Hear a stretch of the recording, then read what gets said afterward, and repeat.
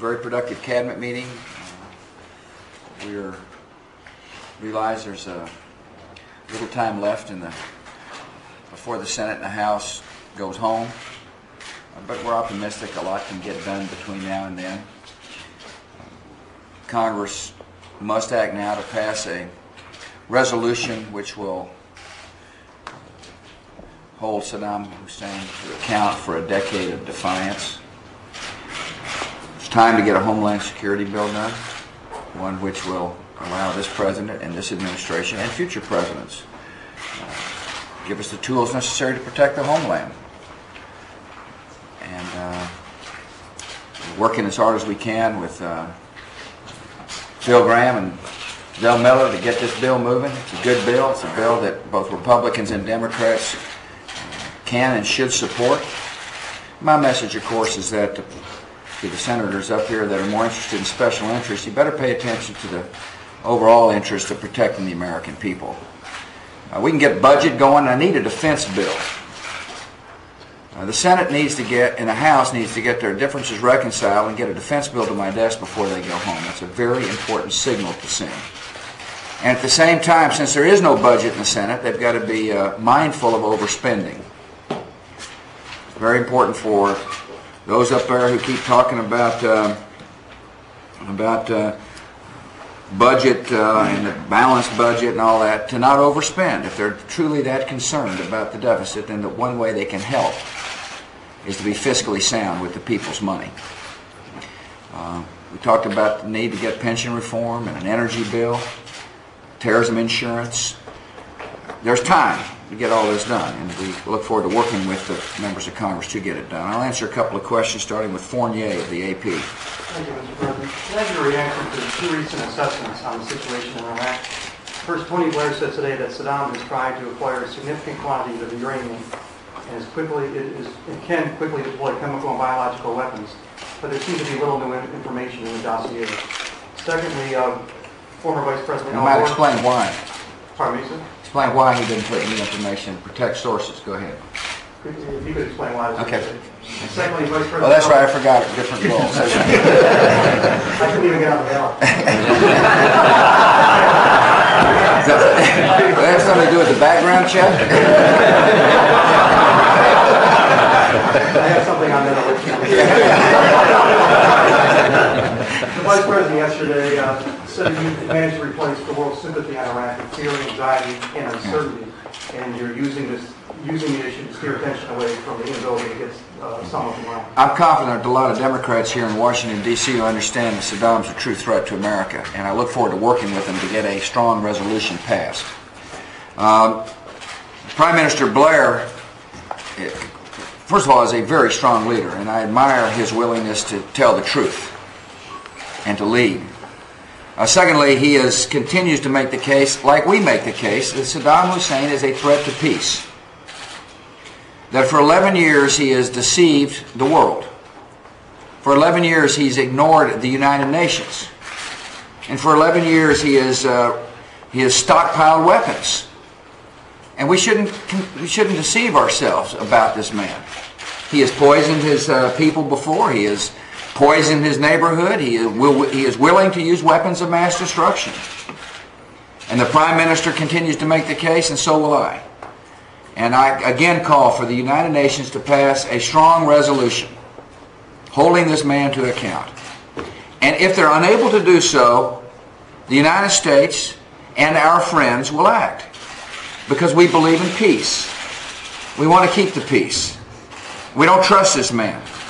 And that's what the Blair report showed today. The reason why it wasn't specific is because I understand why. He's not going to reveal sources and methods of collection of sensitive information. Those sources and methods will be used later on. I'm confident. We gather more information about how this man has deceived the world.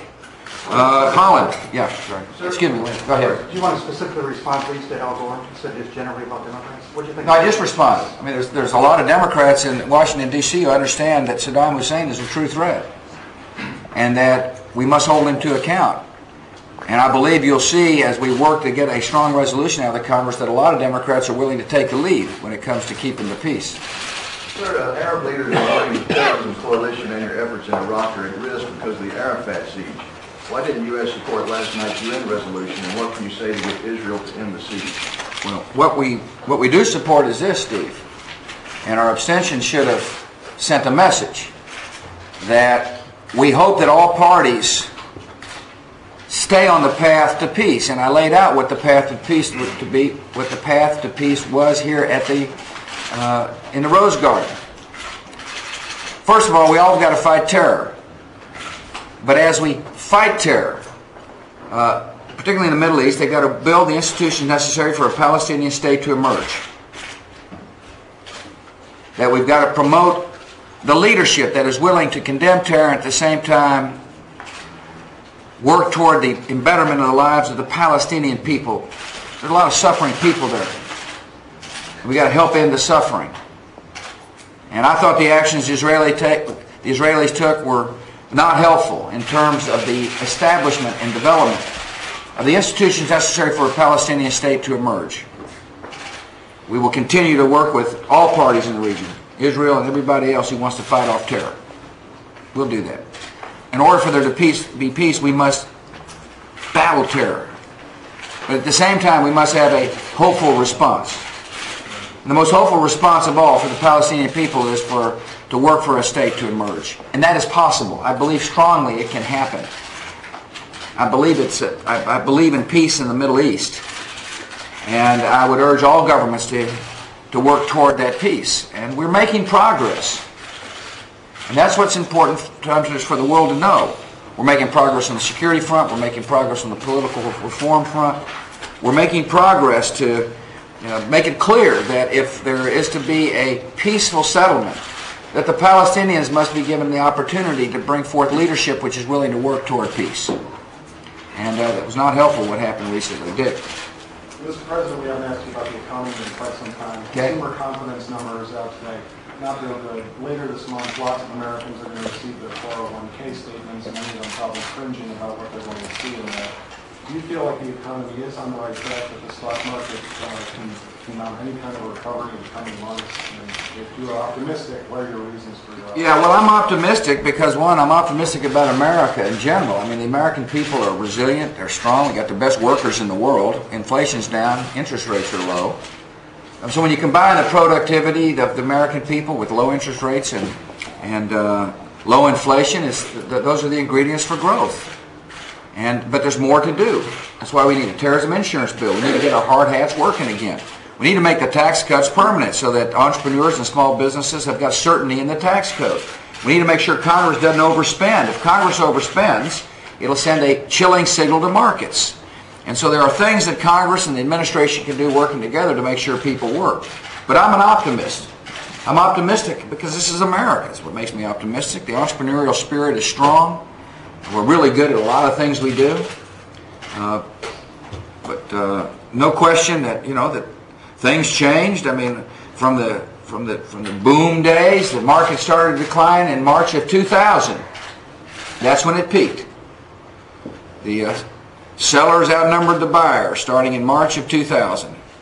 And then in the summer of 2000, the economy began to slow down. People began to see a serious slowdown. And then we came into office and we had 3 quarters of negative growth. That's called a recession. And we're dealing with it. We're dealing with sound fiscal policies, starting with letting people have more of their own money. See, the tax cut was absolutely necessary, a necessary part of economic recovery. And there are some up here in Washington, D.C. who would like to raise the taxes on the people. And that's bad economics. That's bad policy.